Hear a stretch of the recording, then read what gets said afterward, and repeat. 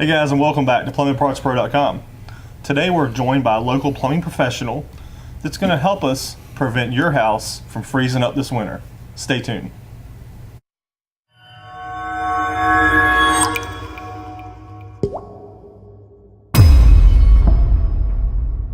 So thanks for coming in today. Today we've got a few products we're going to talk about that we can do to help you as a homeowner prevent your house from freezing up in these cold temperatures. It's January. It's pretty darn cold out, and you got that right. You don't want to have any frozen pipes and get out there and have to fix it yourself or crawl under a house or do whatever. So we're here to talk about a few things. Blake, what is the first thing you think we would do to help prevent any freezes?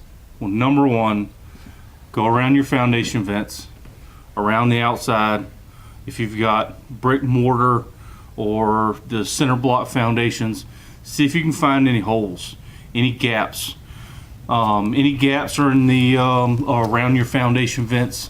We've got these little foundation vent covers.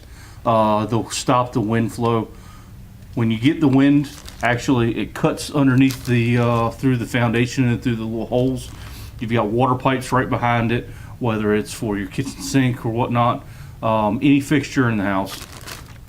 So it's really the windshield then rather than the cold that freezes the pipes? Absolutely. Okay. The wind actually will does more damage than anything. It'll actually freeze up in your little 90-degree bends and turns. Okay. It will actually freeze and stop. It doesn't necessarily freeze up as much on older galvanized water pipes, but when your copper and your plastic pipes, you can get a bust and a break very easily. Okay. That's great information. And guys, I'm going to put all the links in the description below for any of these products we talk about you can purchase. So just look in the description and click on those links. And give us a thumbs up and a subscribe so you can check out more videos to come. So what's next, Blake? Well, what else would you do? Well, after you take your little, you cover your foundation vents and all your little holes, you want to go over to your hose bibs.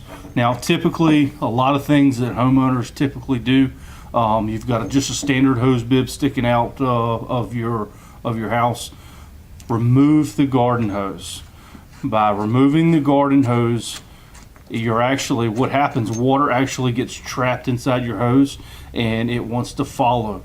It wants to follow it all the way up and then create either a bust on the fixture itself or on the water pipe that actually goes underneath the house. So even if you have the valve off, it'll still freeze? Absolutely. Because what happens is the last time when this is on and you're washing your automobile or working summertime, making the car look pretty, working in your automobile, right?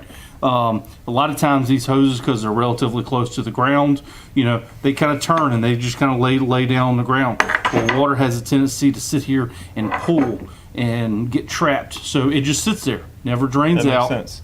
So the water literally runs, it freezes right up, and then it breaks. And some of them, if they drip occasionally, they'll sit there and drip constantly, and it'll literally run straight up. So what about if you have a frost-free or anti-freeze faucet on your house? That's what I have in my house. I'm glad you said that. So this is a typical hose bib. This is a frost-free hose bib. You can tell the difference between the foundation. This actually goes all the way underneath the house. It's supposed to help prevent freezing in case in those cold winters. Right. So typically what happens is when you turn this off, it drains the water down in this little cylinder. There's a long stem that actually goes all the way down to here, and then there's a gasket right down in here. So it shuts the water off further under the house, so it doesn't have the weather up against the valve itself. Absolutely.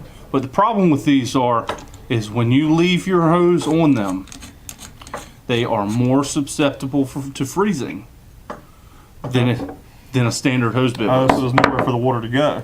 Exactly. Got it. Water wants to sit in this little tube right here, and then you won't know it because it cuts the water off right here. You won't know it until the summertime when you go to turn the water on and wash your automobile. It will actually start spraying around the foundation, and then you'll have to call your local professional. Oh, cool. So what else do you think we should do What about just insulating the home in general? Is that a good idea? Is that something you see typically? Absolutely. It's probably one of the most cost-effective ways, other than covering your foundation vents, it's one of the most cost-effective ways that most people can do. We've got some insulation right here. You know, if you've got, it's got different inside diameters. So for different types of pipe, this right here fits your typical 3/4 inch ID copper pipe. So this here, when you slide, you can literally slide them in. It has the slot. Adhesive, yeah. Absolutely, it's got a slot, so you can just slide it over there, and you can use typically a pocket knife or a little razor knife or whatnot, and you can cut your angles for your 90-degree bends and your 45s. So that's pretty simple for a homeowner to do themselves. Absolutely. Okay, absolutely. Cool. What about just under the house, or would you do it in the attic as well, or? I would definitely do it in the attic. Garages aren't, you don't typically really need to do it in a garage, but if you're really trying to get the full effect, you can definitely do it in any kind of unconditioned space where there's no heat, no temperature in there. Okay. All right, that's great. So what if I live in Chicago and like I think lately they're talking about negative 20-degree temperatures? I can't imagine. That's just brutal. So stuff like that, it seems like you need a little extra protection to really keep those pipes warm and be able to prevent it from freezing. If you got families and without water, it could be dreadful. So Absolutely. What can we do with that? Well, in those situations, they have this stuff right here. This is what they call heat tape. Okay. It is basically a electrical cord. The name's kind of funny because it's not like an actual tape. It's shaped like a tape. It has the coil, like a cable. Absolutely. Okay. It's got a coil on it, and what happens is you can actually take it apart. You've got a plug on one side, and then you can wrap it. You wrap it typically around your water pipes or anything that might be outdoors. Some people have backflow preventers that are outdoors that have water that go through them, that have those little hot rocks or covers that actually cover them up. But some of them don't have insulation.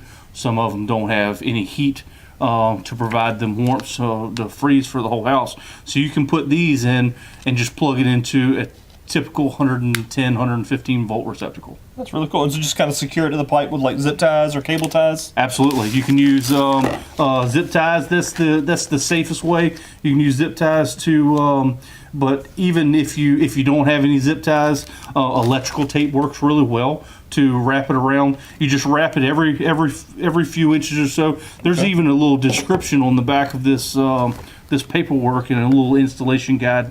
It even comes in several different lengths. I saw that. I believe this is a 12-foot, and it usually tries to keep the.